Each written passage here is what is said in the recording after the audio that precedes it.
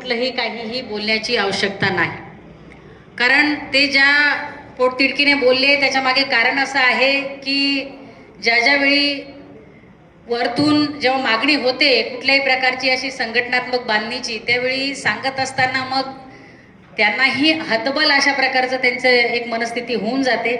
कारण दरवेळी त्यांनी आपल्याला वेळ दिलेला आहे. मलाही त्यांनी सगळे बूथचं नियोजन बुलढाणा विधानसभा मतदारसंघातलं हे करून देण्यासाठी, BLOंची जी काही नावं आहेत ती देण्यासाठी त्यांनी मलाही त्या ठिकाणी सांगितलेलं होतं. आमचीही नावं यादी त्यांना अजून द्यायची बाकी आहे, परंतु पुढच्या 2 दिवसात त्यांना ती यादी पोहोचून जाईल, कारण आम्ही नावं जवळपास सगळी निश्चित केलेली आहे. बाकी यासाठी राहिली की अनेक ठिकाणी मला आपल्याला ती सूचना पण द्यायची आहे की बूथचे एजंट नेमत असताना किंवा बूथचे आपण ते नावं नेमत असताना बऱ्याच वेळा आपण बसतो आणि गावातले आता 4 बूथ आहेत का, तर 4 नावं आपण सहज काढतो आणि ती देऊन टाकतो. माझी तुम्हाला विनंती राहील की ज्याचं नाव देतोय त्याचं मतदान त्या बूथवर आहे का हे आधी बघा.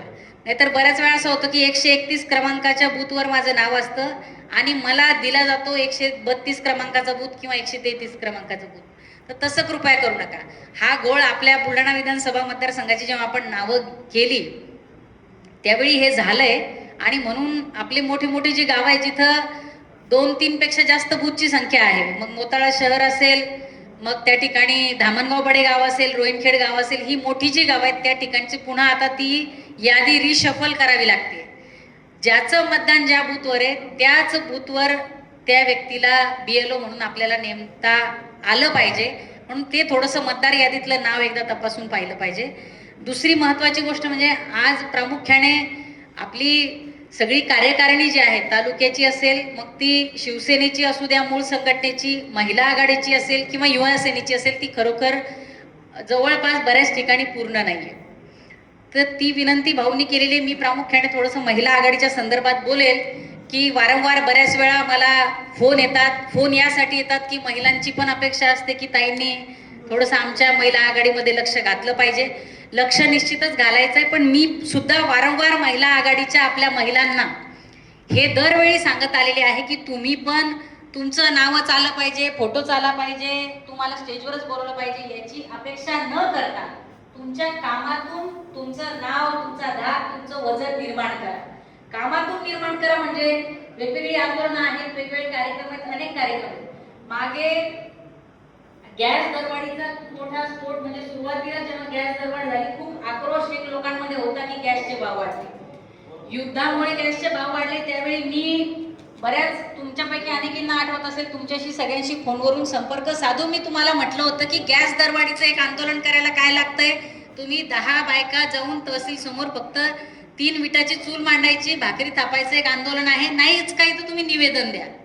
तुम्हाला निवेदनाचं मॅटर मी पुरवते इथपर्यंत मी बोलले होते, बरोबर आहे हो की नाही?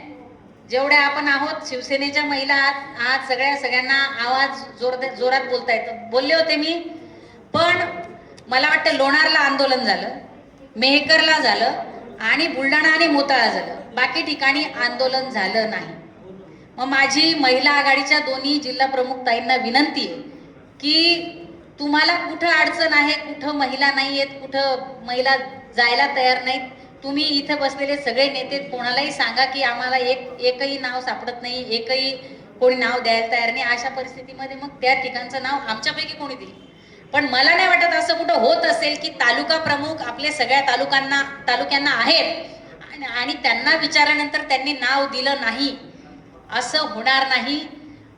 झालं असेल तर आजही वेळ गेलेली नाही. माझी विनंती इथे उपस्थित सगळे तालुका प्रमुख, आपले युवा सेनेचे तालुका प्रमुख सगळ्यांना की तुमच्या डोळ्यासमोर एखादी महिला चांगली सक्रिय आहे, सामाजिक क्षेत्रात काम करते, नाहीच काही तर आपल्यापैकी अनेकांच्या कुटुंबातल्या महिला असतील की ज्या ऍक्टिव्ह आहेत, ज्या 2 ठिकाणी जाऊ शकतील, बोलू शकतील किंवा नसतील जात तरीही एकदा संघटनेत आल्यानंतर ती सवय लागायला वेळ लागत नाही. तर त्याच्यामुळे मी आपल्याला विनंती करेल की महिलांची पण नावं प्रामुख्याने समोर येऊ द्या. महिला आघाडी पण आपल्याला आपल्या शिवसेनेच्या प्रमाणेच चांगली भक्कम करायची आहे आणि त्यासाठी फार काही लागत नाही, खूप पैसे लागत नाहीत. तुम्हाला फक्त 10 बायांना त्या ठिकाणी तालुक्याच्या ठिकाणी जायला 10-15 गावांमधून जे काही ऑटोचा रिक्षाचा खर्च लागत असेल तेवढाच. बाकी तर मला नाही वाटत की महिलांना काही खर्च लागतो. केलंय आंदोलन बुलढाण्यात झालंय, तुमचं मेहकर आणि लोणारला झालंय, मोताळ्याला झालंय. मोताळ्याच्या महिलांनी तर विशेष म्हणजे ताई त्या दिवशी मला वाटतं नव्हत्या, चंद्रताई काहीतरी कारणामुळे गैरहजर होत्या, पण मोताळ्याच्या महिलांनी तहसील समोर चूलबिल पेटवून आंदोलन केलं ना. त्याच्या बातम्या पण आपण लावल्या. आमचं असं म्हणणं की तुम्ही आंदोलन करा, तुमच्याकडून तुमच्या बातम्या छापल्या जात नसतील, आमदार साहेब आहेत, नरूभाऊ आहेत, जालूभाऊ आहेत, मी आहे, तुम्ही आम्हाला सांगा. आपले प्रसिद्धी प्रमुख आहेत गजूभाऊ दांडे, ते सुद्धा त्यांच्याकडे तुम्ही फोटोन बातमी पाठवली तरी ते सुद्धा बातमी लावून घेतील.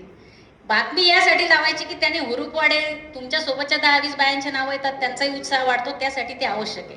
त्यामुळे माझी विनंती राहील की आपण सगळ्यांनीच, शिवसेना उद्धव बाळासाहेब ठाकरे पक्ष आपल्याला वाढवायचा आहे, गाव तिथे शाखा आणि घर तिथे शिवसैनिक, हे जेव्हा आपण डोळ्यासमोर उद्दिष्ट ठेवलेलं आहे तर ते उद्दिष्ट सगळ्यांनी मिळून एकत्रितरित्या पूर्ण करायचं आहे. त्यामध्ये महिला आघाडी पण सक्षम झाली पाहिजे, स्ट्रॉंग झाली पाहिजे. यासाठी माझी विनंती राहील की या बारीक गोष्टी नजरेआड करायला शिका.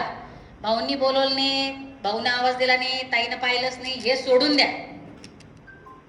तुम्हाला तुमच्या ताकदीवर, तुमच्या बळावर तुम्ही 10 बाया घेऊन तहसीलला गेले की 50 लोक पाहतात कोण बाया आल्यावर. सेनेच्या बाया दिसतात बा, यांच्या गळ्यात रुमाल आहे, काय आंदोलन आहे, तुमचा आवाज आहे.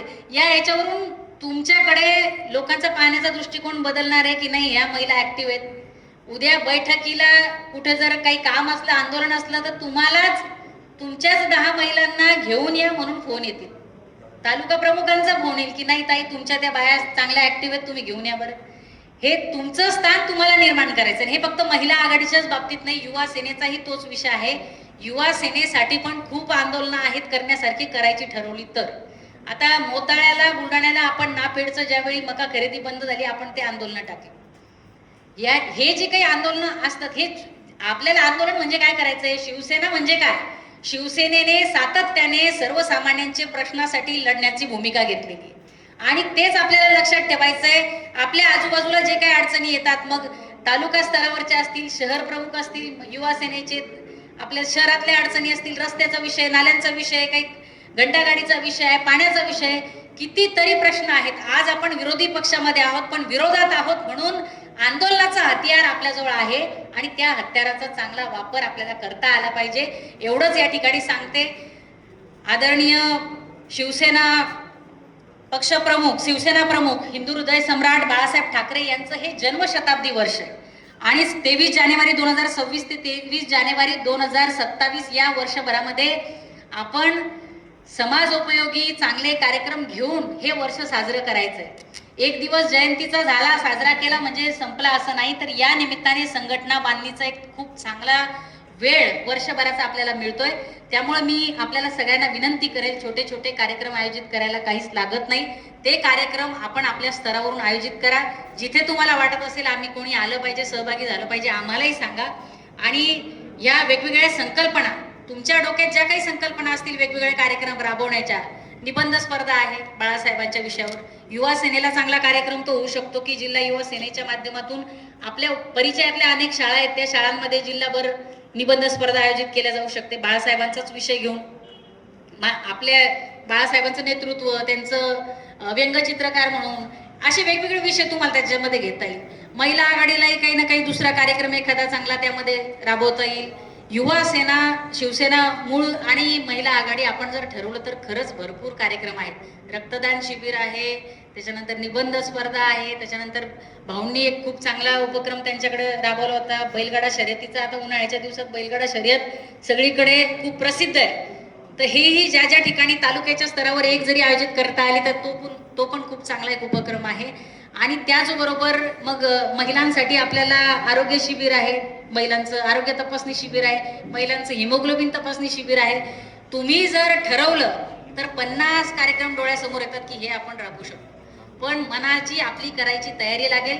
मी आपल्याला एवढीच विनंती करेल की आपण जर निर्धार केला शिवसैनिकाने, तर शिवसैनिक अजिबात मागे हटत नाही.